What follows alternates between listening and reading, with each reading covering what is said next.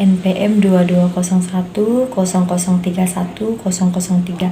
Saya dari kelas PBSIB 2020. Baiklah, di sini saya akan menjelaskan sedikit tentang penyusunan salam redaksi, kata pengantar, dan daftar isi.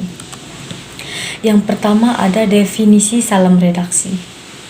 Menurut Septiawan Santana 2005, pengertian redaksi adalah sebuah struktur dan mekanisme yang terdapat di dalam pengolahan media massa, baik itu media online, media elektronik, maupun media cetak. Tugas redaksi adalah untuk menentukan apakah suatu kejadian tertentu bisa memiliki nilai berita atau tidak. Adapun menurut Kamus Besar Bahasa Indonesia, redaksi adalah badan yang memilih dan menyusun tulisan yang akan dimasukkan ke dalam koran. Contoh salam redaksi: puji syukur kehadirat Tuhan Yang Maha Esa yang telah melimpahkan rahmat-Nya sehingga kami dapat menyelesaikan makalah ini. Kami juga mengucapkan terima kasih kepada semua anggota redaksi yang telah bekerja keras dalam pembuatan makalah ini. Kekurangan dan kesalahan dari penulisan makalah mungkin masih banyak terlihat, maka dari itu, kritik dan saran yang membangun sangat kami harapkan untuk memperbaiki kekurangan dan kesalahan kami dan jadikan lebih baik. Makalah kali ini kami mencoba mengulas sedikit tentang pentingnya mempelajari bahasa Indonesia. Semoga dengan selesainya makalah ini, kita bisa lebih peduli lagi bahwa betapa pentingnya kita mempelajari bahasa Indonesia.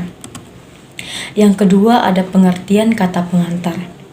Kata pengantar merupakan salah satu bagian awal atau pendahuluan dari sebuah karya ilmiah. Kata pengantar adalah teks yang terdapat di halaman awal karya tulis, berisi ucapan terima kasih dari penulis. Selain itu, kata pengantar biasanya mengandung pernyataan permohonan maaf apabila terdapat kekurangan atau kesalahan dalam penulisan karya tulis tersebut. Teks ini juga berisi sedikit penjelasan mengenai isi karya tulis dan tulisan yang dituliskan karya tersebut. Biasanya kata pengantar selalu diletakkan pada bagian awal makalah. Struktur kata pengantar terbagi menjadi 3 bagian, yaitu pembukaan, isi, dan penutup. Cara membuat kata pengantar. Yang pertama, bagian pembukaan. Untuk bagian pembukaan, kamu bisa menuliskan ucapan syukur atas terselesainya karya ilmiah yang kamu buat, entah itu sebagai penulis individu ataupun kelompok. Tidak perlu panjang-panjang, cukup tuliskan dalam 1 atau 2 paragraf pendek saja. Setelah ucapan rasa syukur, kamu bisa menuliskan rasa terima kasih kepada orang-orang bersangkutan yang telah membantu menyusun karya tersebut. Penyebutan orang-orang tersebut dapat diurutkan sesuai dengan seberapa besar pengaruh orang tersebut dalam penyusunan karya tulis kamu. Yang bagian kedua ada isi. Setelah membuat bagian pembukaan, kamu bisa langsung melanjutkan ke bagian isi. Ini merupakan salah satu bagian penting dalam kata pengantar, jadi jangan sampai terlewatkan. Dalam bagian ini, bisa kamu isi tentang gambaran umum tentang karyamu. Kamu bisa memulainya dari menyebutkan judul, kemudian berikan sedikit uraian tentang karya tersebut. Dalam memberitahukan uraian sebisa mungkin, jangan terlalu panjang, cukup berikan gambaran umum karyamu secara singkat, jelas, dan padat.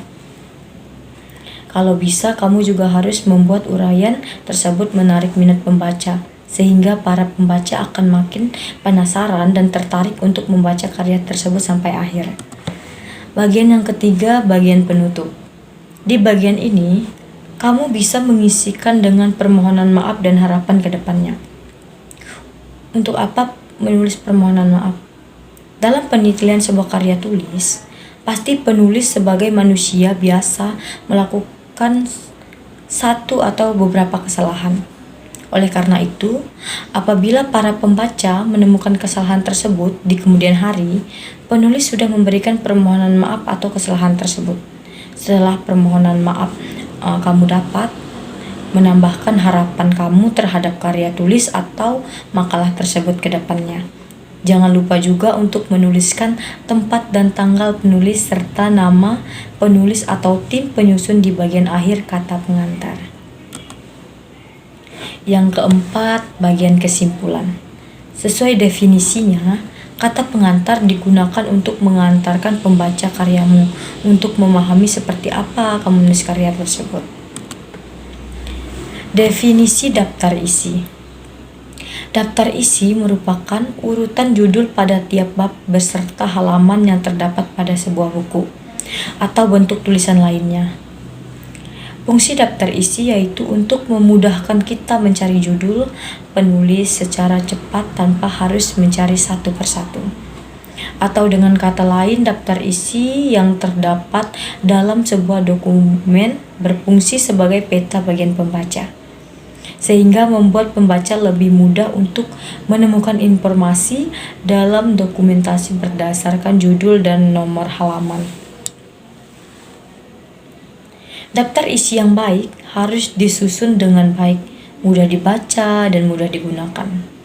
Menurut Kamus Besar Bahasa Indonesia, arti daftar isi adalah lembaran halaman yang menjadi petunjuk pokok isi buku beserta nomor halaman.